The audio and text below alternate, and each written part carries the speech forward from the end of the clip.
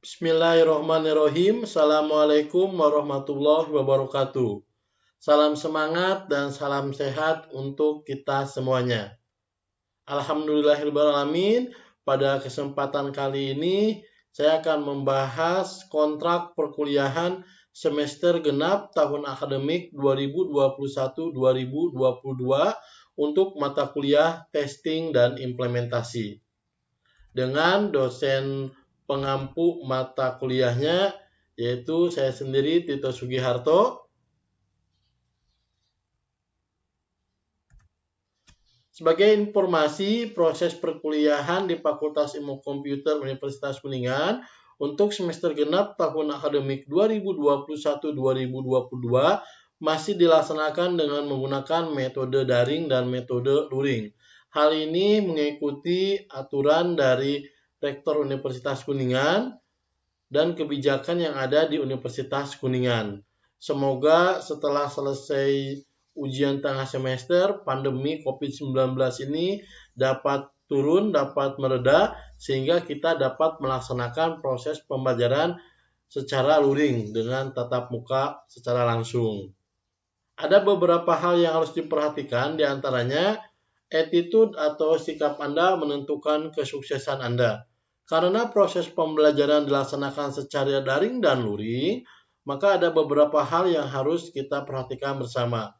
Penting sekali komunikasi yang baik terjalin antara rekan-rekan mahasiswa dan saya sebagai dosen pengampu mata kuliah. Penting juga kolaborasi terjadi antara rekan-rekan mahasiswa dengan dosen pengampu mata kuliah, sehingga mata kuliah testing dan implementasi ini dapat terselenggara dengan lancar dan menghasilkan output yang sangat baik. Untuk mata kuliah, nama mata kuliahnya adalah testing dan implementasi. Jumlah SKS-nya adalah 2, semesternya adalah semester genap, dosennya adalah Tito Sugiharto Eskom MN untuk program studi Teknik Informatika S1, Fakultas Ilmu Komputer. Jumlah pertemuannya adalah 14 kali pertemuan tahun akademik 2021-2022 untuk kelas TINFC 2019-01 dan TINFC 2019-02. Waktu dan tempat perkuliahan untuk TINFC 2019-01 hari Selasa pukul 13.00 sampai 14.40, ruang di Hybrid Uniku ACID. Untuk TINFC 2019-02, hari Kamis pukul 8.00 sampai 09.40, ruang di Hybrid Uniku ACID. Strategi pembelajaran untuk mata kuliah testing dan implementasi. Kegiatan perkuliahan dilaksanakan dari menggunakan Hybrid Uniku ACID. Menggunakan pendekatan kontekstual bermain peran, pembelajaran partisipatif, pembelajaran dengan modul. Metode pembelajaran menggunakan metode ceramah melalui Zoom, Google Meeting, video, file yang diupload, tanya jawab melalui hybrid, diskusi kelompok, dan penugasan. Nanti ada beberapa file yang akan diupload, tidak hanya materinya, video penjelasan juga akan kita upload, dan kita juga akan menambahkan interaksi melalui Zoom atau Google Meeting. Bentuk perkuliahan e-learning menggunakan ikhlas di hybrid 12-14 pertemuan, Google Meeting minimal 2 pertemuan, lebih banyak lebih bagus, nanti kita sesuaikan. UTS dan UAS menggunakan hybrid 2 pertemuan. Jadi UTS dan UAS untuk semester ini kita masih laksanakan secara daring. Untuk bobot penilaian, ini nilai akhir itu diambil dari P tambah Q ditambah 2 kali UTS ditambah 3 kali UAS dibagi 7. Untuk P itu adalah tugas individu, Q itu adalah tugas kelompok atau proses pembelajarannya, ditambah 2 kali ujian tengah semester ditambah 3 kali ujian akhir semester. Perlu diperhatikan rekan-rekan untuk proses pengerjaan tugas individu dan tugas kelompok. Ini alangkah lebih baik nanti komunikasi diperhatikan, terutama di dalam proses pengumpulan tugas. Kalau kita minta pengumpulan tugas itu di hybrid, maka rekan-rekan kumpulkan di hybrid. supaya proses penilaiannya lebih memudahkan. Jadi tidak mengumpulkan ke media lain seperti email dan lain sebagainya. Ini adalah acuan penilaian. Teman-teman bisa lihat pingin A berarti di 81 sampai dengan 100. Tata tertib perkuliahan, mahasiswa mengakses perkuliahan sesuai dengan jadwal di hybrid Uniquasi ID. Paling lambat itu 15 menit. Jadi rekan-rekan ketika sudah waktunya pukul 13.00 dan pukul 8.00, maka langkah rekan-rekan adalah membuka hybridnya, melakukan absensi dahulu. Setelah absensi, baru rekan-rekan mengakses materi setiap pertemuannya. Yang ketiga, mahasiswa dapat berdiskusi dengan dosen menggunakan fasilitas chat yang ada di hybrid. Mahasiswa mengerjakan tugas yang ada di hybrid dan mengumpulkan tugas kembali lewat hybrid. Pengumpulan tugas kita kasih waktu H+6, jadi tidak hari itu juga. Ini memberikan kemudahan kepada rekan-rekan. Namun ini juga menjadi ujian buat rekan-rekan terkait ketepatan pengumpulan. Bukti kehadiran perkuliahan rekan-rekan itu diambil dari hybrid setiap pertemuannya. Jadi kita ikuti aturan yang ada sehingga proses perkuliahan ini dapat berjalan dengan baik dan lancar. Saya bahas sedikit pengantar terkait dengan mata kuliah testing dan implementasi. Kenapa mata kuliah ini ada? Karena ini menjadi salah satu mata kuliah penting di profil lulusan program studi teknik informatika. Jadi di kurikulumnya program studi teknik informatika, ini ada profil lulusan sebagai software quality assurance. Dan ini ternyata menjadi lapangan pekerjaan yang menarik bagi rekan-rekan alumni program studi teknik informatika. Oleh karena ada profil tersebut, muncullah mata kuliah testing dan implementasi. Beda dengan angkatan sebelumnya yang tidak mendapatkan mata kuliah testing dan implementasi.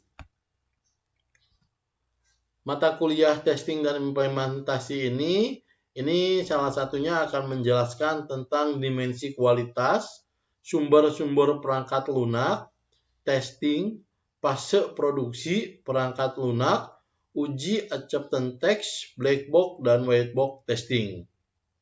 Jadi ini akan lebih dalam dari mata kuliah rekayasa perangkat lunak. Mata kuliah ini diharapkan dapat mampu memberikan pemahaman terhadap sumber-sumber perangkat lunak aplikasi, serta dapat mengevaluasi dan menyeleksi paket yang ada di perangkat lunak. Terus diharapkan juga rekan-rekan mahasiswa dapat mendefinisikan siklus hidup pengembangan perangkat lunak aplikasi. Secara singkat membahas tahap-tahapnya, isinya apa saja nih di dalam tahap-tahapannya. Terus diharapkan juga pengorganisasian proyek, pengembangan perangkat lunak, dapat menetapkan tim pengembangan program, tim programmer kepala, dan tim pemrograman bersama. Dapat menganalisis manfaat dan kerugian merancang perangkat lunak, membuat coding dari perangkat lunak, menetapkan produktivitas perangkat lunak, dan menghadirkan dua cara untuk mengukur produktivitas perangkat lunak. Dimensi kualitas sebagai dasar pengujian perangkat lunak, white box, dan black box. Ada beberapa definisi terkait dengan testing. Jadi ketika kita mata kuliah testing dan implementasi, kita tidak bisa lepas dari testing, kualitas, dan implementasi itu sendiri. Menurut Hetzel di 1973, testing ini merupakan suatu proses pemantapan kepercayaan akan kinerja program atau sistem sebagaimana yang diharapkan. Berbeda lagi menurut Myers tahun 1979, menurut Myers itu testing ini adalah proses eksekusi program atau sistem secara instan untuk menemukan error. Kadangkala ketika kita memulai suatu coding, kita sudah menemukan bugs atau error-error. Menurut Hetzel kembali di tahun 1983, dia mengutarakan testing itu adalah aktivitas yang digunakan untuk dapat melakukan evaluasi suatu atribut dari program atau sistem dan menentukan apakah telah memenuhi kebutuhan atau hasil yang diharapkan. Itu disebut testing. Sementara menurut IEEE, testing ini adalah proses menganalisa suatu entitas software untuk mendeteksi perbedaan antara kondisi yang ada dengan kondisi yang diinginkan dan mengevaluasi fitur-fitur dari entitas software. Contoh sederhana, ini menurut IEEE itu ketika kita akan mendeteksi perbedaan antara kondisi yang ada dengan kondisi yang diinginkan. Ketika kita menginginkan ketika mengisi username dan password yang betul, diklik tombol login, maka akan berpindah halaman. Kalau sesuai, ya berarti ini testingnya berjalan dengan baik. Atau programnya sudah baik dan testingnya berjalan. Nah, ini testing menurut IEEE. Ada beberapa pandangan praktis tentang testing. Testing itu melakukan cek pada program terhadap spesifikasi. Testing itu untuk menemukan bug pada program, menentukan penerimaan dari pengguna, memastikan suatu sistem yang siap digunakan, melakukan verifikasi dokumen, memastikan bahwa pekerjaan telah diselesaikan. Ini beberapa pandangan praktis tentang testing. Testing software ini merupakan proses mengoperasikan software dalam suatu kondisi yang dikendalikan. Untuk apa? Untuk verifikasi apakah telah sesuai dengan yang telah ditetapkan, untuk mendeteksi error, dan untuk melakukan validasi. Untuk verifikasi, ini adalah pengecekan atau pengetesan entitas-entitas termasuk softwarenya itu sendiri untuk pemenuhan dan konsistensi dengan melakukan evaluasi hasil terhadap kebutuhan yang telah ditetapkan. Validasi melihat kebenaran sistem. Apakah proses yang telah ditulis dalam spesifikasi adalah apa yang sebenarnya diinginkan atau dibutuhkan oleh si pengguna. Deteksi error. Testing seharusnya berorientasi untuk membuat kesalahan secara intensif. Maksudnya adalah untuk menentukan apakah suatu hal tersebut terjadi apabila tidak seharusnya terjadi, atau suatu hal tersebut tidak terjadi di mana seharusnya mereka ada. Maka dilakukanlah proses testing. Sementara terkait dengan kualitas ada beberapa definisi. Menurut Crosby, kualitas itu adalah pemenuhan terhadap kebutuhan. Terus menurut Perry, kualitas itu adalah pemenuhan terhadap standar. Menurut Glass, kualitas itu adalah tingkat kesempurnaan. Apa hubungan testing dan kualitas? Testing akan membuat kualitas dapat dilihat secara objektif. Karena testing merupakan pengukuran dari kualitas si software itu sendiri. Dengan kata lain, testing berarti pengendalian kualitas. Dan quality control mengukur kualitas produk. Sedangkan jaminan kualitas mengukur kualitas proses yang digunakan untuk membuat produk itu berkualitas.